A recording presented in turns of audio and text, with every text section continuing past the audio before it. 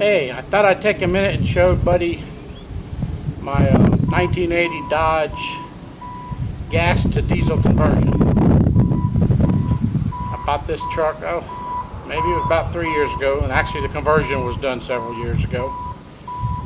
But found it sitting underneath an old oak tree in a city not too far from here. This is actually the third one I've done. I think it was 1985. I did it in 1994, and it's still in my family.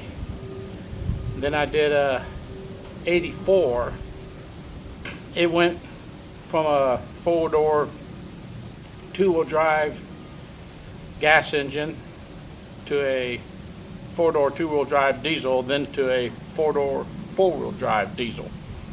So I completely changed the running gear out in it, and it was a great truck, but eventually I decided to sell it.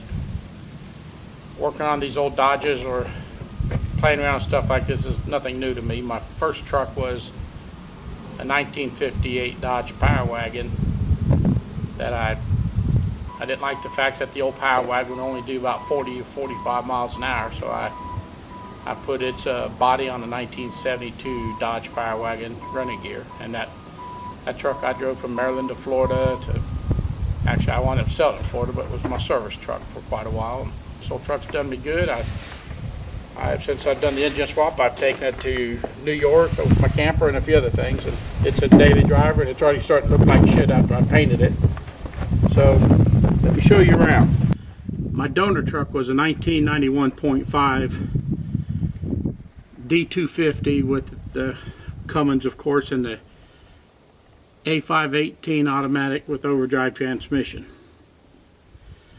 And those are the setups I've put in all three of these Dodges so far.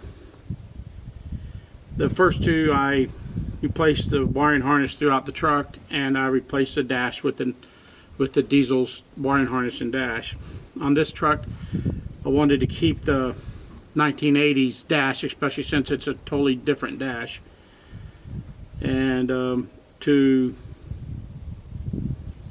help me out there, I put this electrical terminal strip here underneath the hood, and on the top side are the 1980s wiring, and on the bottom side is the 1991's engine wiring. On all three of my truck, I put in a toggle switch for the overdrive. A few things about this truck.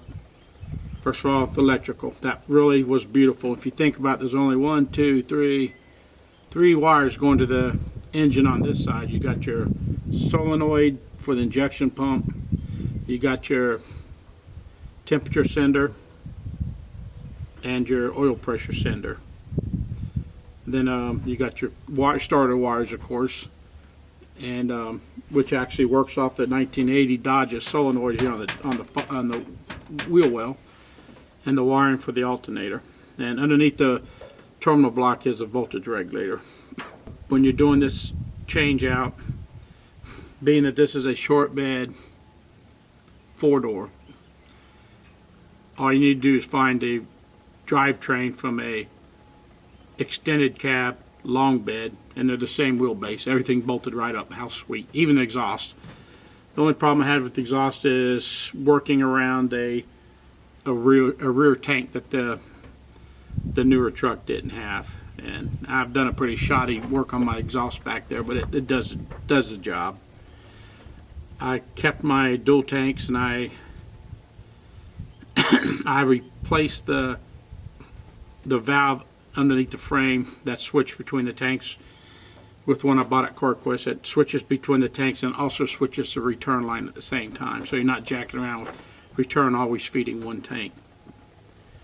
And I used plumbing fittings and drilled a hole on top of the fuel tanks, and used O-ring boss fitting with O-ring to install that plumbing fitting on top of the plastic tank, and that's my suction line. I use the old suction line as my return line. The wipers were changed out. The air conditioning, heater, brakes, they were all changed out with the 91. Of course, the springs were changed out. The diesel has heavier springs. This old truck is rust-free. The floorboards are painted shiny blue, factory color. And consider myself very lucky to have found this thing. It's the Adventure Sport. It's got the chrome package. It was perfect until I bumped into it with the engine when I was stabbing the engine. I used a 1980s core support, and I cut off the necessary parts off the 1991's core support, 1991.5, let me be official there, you know, off its core support, and welded them to the 1980s core support. The 1980s hood latch is different, so I had to maintain that. What else can I think about this old truck? As with my other two Dodge conversions, she's a perfect setup. I really love the truck. The air conditioning works on this one, and it's just a good old truck. I did the 84, I think it was, that I converted to diesel, and I converted it to four-wheel drive.